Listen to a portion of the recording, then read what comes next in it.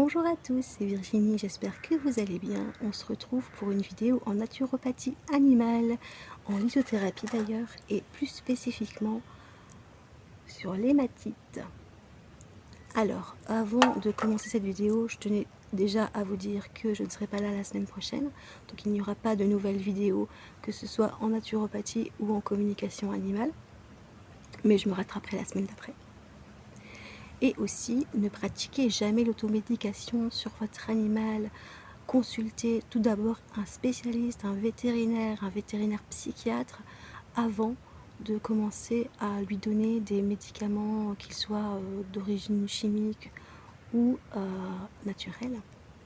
C'est important parce que votre animal de compagnie, je dis chien, voilà, mais ça peut être n'importe quel animal de compagnie, il peut être intolérant, il peut être allergique, il peut y avoir une contre-indication avec un médicament, une molécule qu'il prend. Donc c'est important de demander l'avis d'un professionnel avant toute chose. Voilà. Alors l'hématite. L'hématite, elle va jouer plusieurs rôles. Elle va jouer à la fois sur le plan physique et sur le plan émotionnel. Sur le plan physique, elle va avoir des bienfaits pour tout ce qui est circulation du sang et pour les carences en fer. Alors, donc elle va réguler l'afflux sanguin, elle va fluidifier le sang et elle va aider à résorber les caillots sanguins. Pour ce qui est du fer, elle va aider à votre animal à l'absorber via les aliments qu'il prend, que son corps puisse l'assimiler.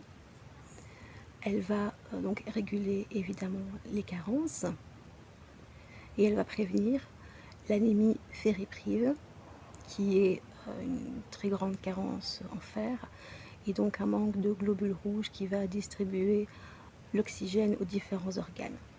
Alors pour une grande carence en fer, il y a plusieurs symptômes.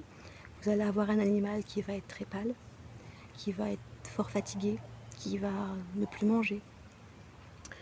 Mais comme je vous dis, faites un bilan sanguin avant toute chose chez votre vétérinaire, avant de vous dire oh, il y a ça, c'est une carence en fer.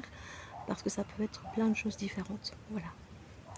Pour ce qui est du côté émotionnel, elle va éloigner les ondes négatives qui pourraient perturber l'humeur de votre chien, le bien-être de votre chien, de votre chat, de votre animal de compagnie.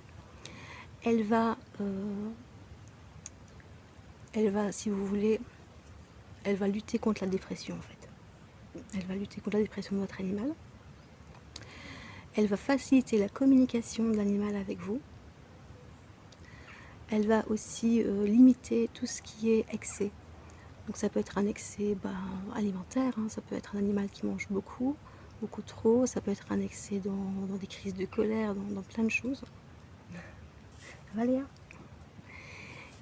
Et elle va jouer aussi beaucoup sur l'humeur de votre chien. Elle est très positive, en tout cas. Oui, c'est pas à manger. Moi aussi j'ai un chien qui adore les excès de nourriture. Voilà. Donc du coup, j'en étais où ? Eh bien, donc elle va faciliter la communication, elle va lutter contre les énergies négatives, elle va stimuler la vitalité, l'énergie de votre animal. J'ai encore dire chien, voilà, parce que je l'ai à côté de moi. Et du coup, elle va le rendre plus heureux finalement, un petit peu. Voilà.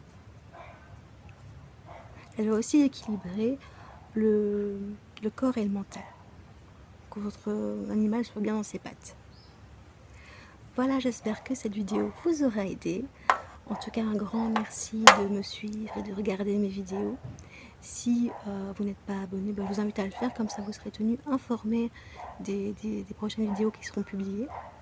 C'est gratuit, vous n'avez qu'à cliquer sur la cloche. Et voilà, un grand merci, je vous fais plein de bisous et je vous dis à bientôt.